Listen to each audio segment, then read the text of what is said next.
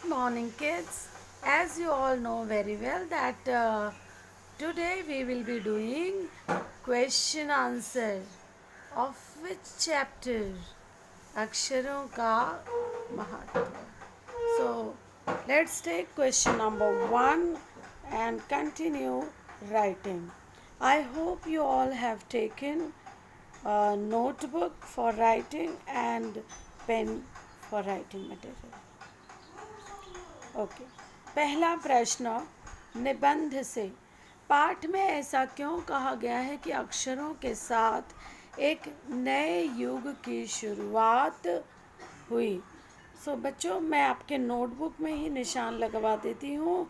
नए युग की शुरुआत हुई. अक्षरों के खोज के साथ ही एक नए युग की शुरुआत हुई. यहाँ पर देखिए बच्चों, अक्षरों के साथ एक नए युग की शुरुआत हुई क्योंकि आदमी अपने विचार और हिसाब किताब लिख कर रखने लगा.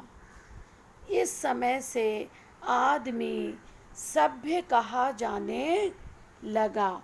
आदमी ने जब से लिखना शुरू किया तब से इतिहास आरंभ हुआ.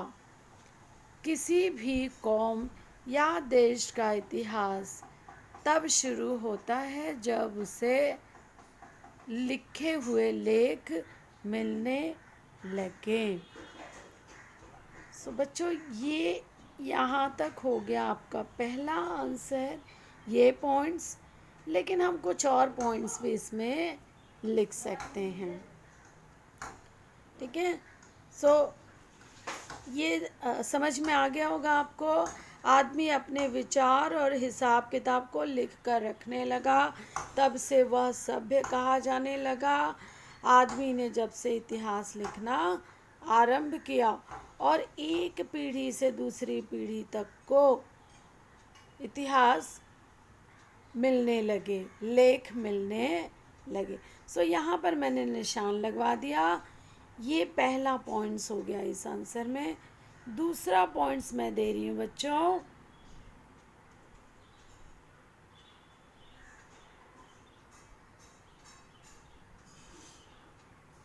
ये देखिए, पहले ही आंसर का इस प्रकार आप इसे डाल सकते हैं. जब वो अपने हिसाब किताब लिख करके रखने लगा तब इस प्रकार से एक पीढ़ी के ज्ञान का इस्तेमाल दूसरी पीढ़ी करने लगी. अक्षरों की खोज करने के बाद पिछले 6000 सालों में मानव जाति का तेजी से विकास हुआ. इसलिए ये हमारा क्वेश्चन फर्स्ट का सेकेंड पॉइंट POINTS पॉइंट्स हो गया.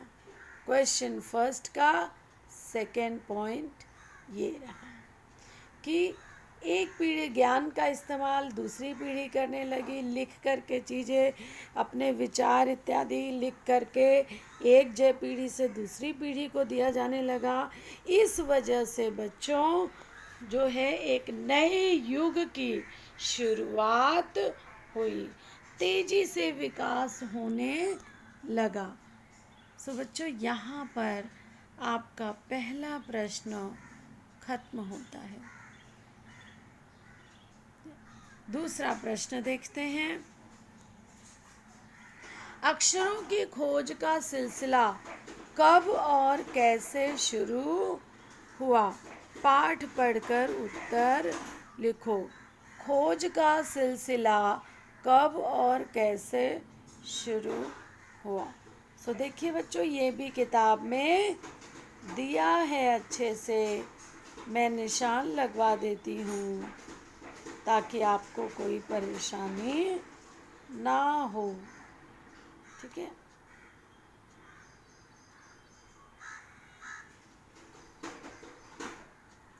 यहाँ देखिए बच्चों, मिल गया इसका उत्तर। ठीक है। प्रागैतिहासिक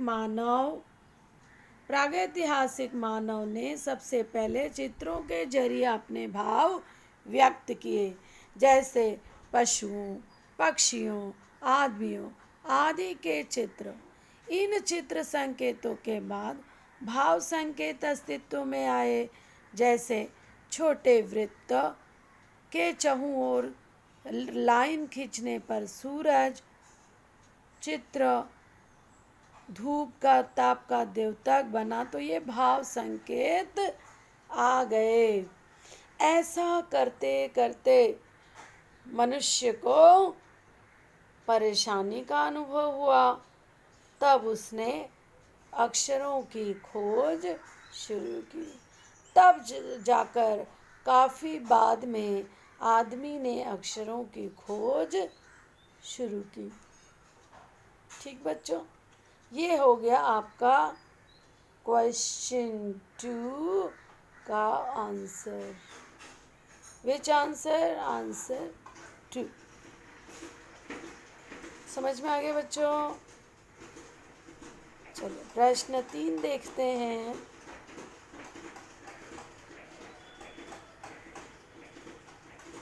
अक्षरों के ज्ञान से पहले मनुष्य अपनी बात को दूर दराज के इलाकों तक पहुंचाने के लिए किन किन माध्यमों का सहारा लेता था? तो बच्चों, अपने ज्ञान को पहुंचाने के लिए वो किसी व्यक्ति के माध्यम से, पशु पक्षियों के माध्यम से और चित्रों के माध्यम से अपने संकेत, भाव और संदेश एक दूसरे को पहुंचाया करता रहा होगा, अपनी बात पहुंचाता रहा होगा। इस किताब में ही देखते हैं हम कि कैसे उसके पहले पहुंचाया जाता था।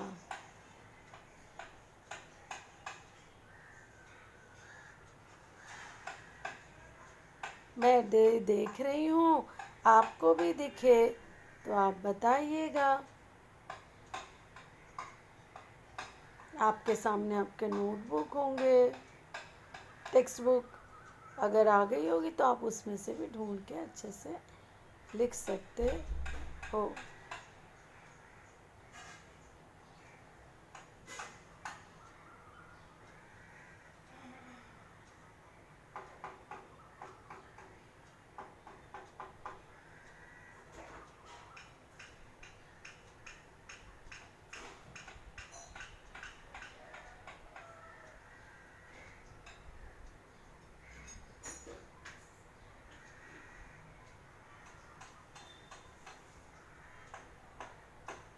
मुझे लगता है इसका उत्तर भी वही है जो क्वेश्चन नंबर 2 है।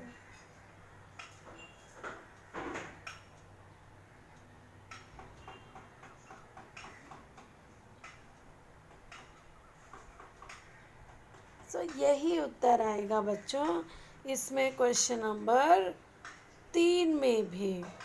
सो आप यहाँ पे लिखेंगे, प्रागैतिहासिक मानव अपने चित्रों के माध्यम से, मानव ने सबसे पहले चित्रों के जरिए भाव व्यक्त किए, जैसे पशुओं के, पक्षियों, आदमियों के चित्र बनाए। इन चित्र संकेतों से बाद में वह भाव संकेत अस्तित्व में आए। छोटे वृत्त, चहुं और द्योतक लगाने पे सूर्य, ताप, द्योतक अनेक भाव संकेत अस्तित्व में आए। इन चित्रों को वह किसी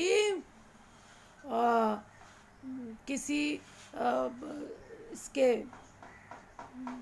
पत्तों पर बना करके, ताड़ पत्रों पर अथवा, तो ये अपने भाव वह इंसानों के माध्यम से और या तो पशु पक्षियों के पंखों में बांध करके भेजता रहा होगा और इस प्रकार से अपनी बात पहुंचाता रहा होगा।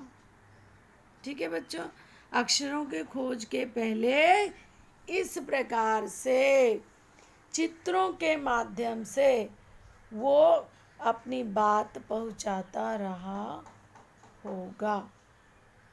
ठीक है, यही है क्वेश्चन 3 का आंसर। ठीक है, थोड़ा सा भाव बदलना होगा, प्रश्न जो है वो लास्ट में रिपीट करना होगा। इस प्रकार से चित्रों के माध्यम से अपनी बात दूसरे इंसान तक पहुंचाता रहा होगा। बच्चों ये भी लिखना है, भले ही दोबारा है लेकिन लिखना है।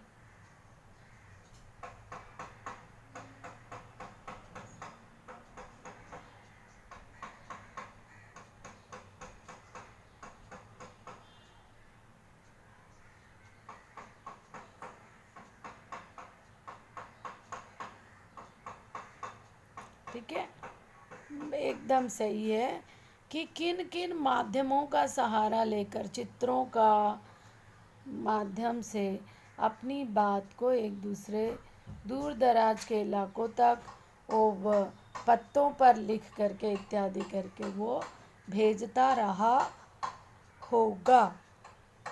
अक्षरों के महत्व ये हम लोग निबंध से आगे के प्रश्नोत्तर नहीं लिखने वाले थे और नहीं लिखेंगे।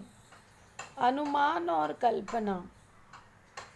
पुराने ज़माने में लोग यह क्यों सोचते थे कि अक्षर और भाषा की खोज ईश्वर ने की थी?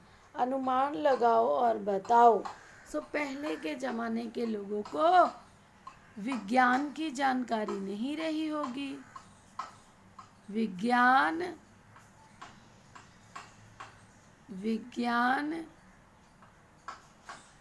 की जानकारी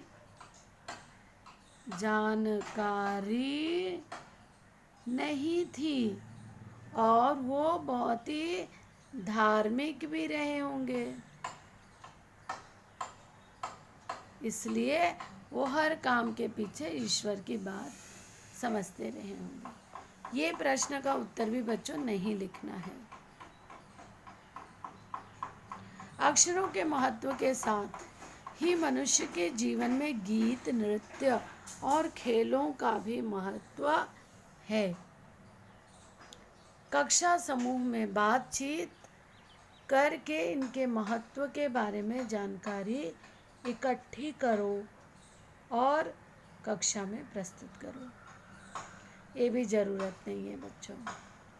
क्या होता अगर हमारे पास अक्षर न होते, भाषा न होती, तो इंसान पशुओं जैसा होता, है ना।